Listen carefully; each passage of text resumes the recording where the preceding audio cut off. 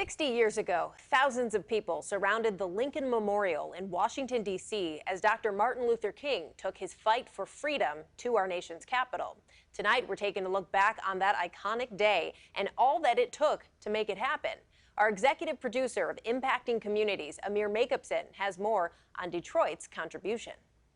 I have a dream. 4 words, part of Martin Luther King's speech during the March on Washington that have echoed across the nation for 60 years. But before King gave his famous speech on the steps of the Lincoln Memorial, he recorded it live in front of thousands of people right here in the heart of Motown. I was 8 years old, 2 weeks from my 9th birthday. Detroit, Michigan, 1963. Well, I remember my dad tricked me.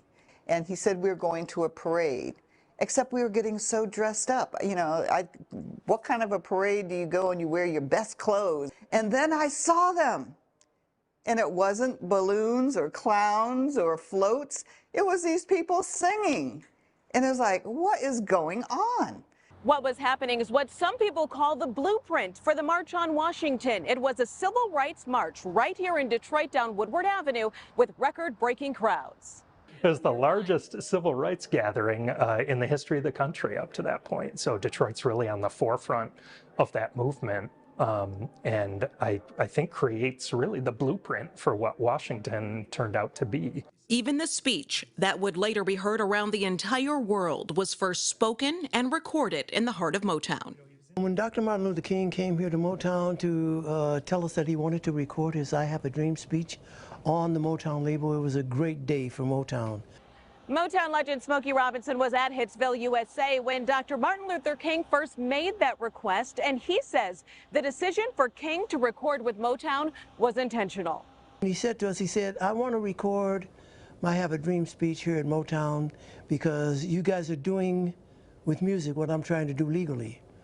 You're breaking down all these barriers that I'm trying to break down legally and have people to do because it's the law, but you're doing it with music.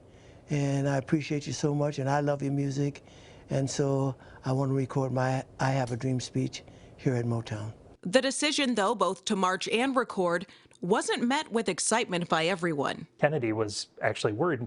King came to Detroit from Washington, D.C. He was there the day before, meeting with Kennedy. And Kennedy's message was, we need to back off on these marches and demonstrations because they had just introduced the civil rights legislation. And he thought all of these demonstrations would be pushing kind of the envelope. In Detroit, the opposite happened. People were inspired. It was recorded live at Cobo, and actually on the recording you can hear the audience reacting to him. It's incredible too when he gets into kind of the conclusion of the speech where he gets into the I Have a Dream portion that of course is now so familiar. The audience, you can hear, just goes wild for it. It was the unity, it was the pride. That excitement and passion here in the Motor City. We were on the street and they had speakers. You could hear what was going on in Cobo Hall, and then the I Have a Dream speech. It was the first time you'd ever heard it, and I was like, I can help him, I can help him in his dream. He was Dr. Martin Luther King. He was the black president.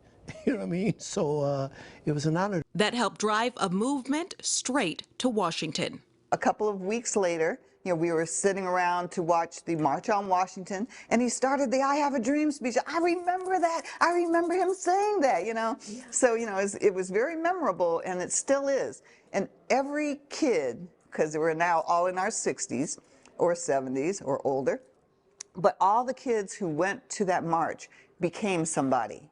You know, it was like, you know, they did something with their life to make an impact on somebody else. With a little piece of Detroit forever encapsulated in our nation's history. Motown put out an album with both the Detroit speech, King's Detroit speech, and then a few months later his Washington speech as well on the Gordy record label. So I mean, that speech is literally preserved for all time in a Motown container. This story is part of an hour-long special honoring the 60th anniversary of the March on Washington. You can stream the entire special on CBSNewsDetroit.com, the CBS News app, and Pluto TV.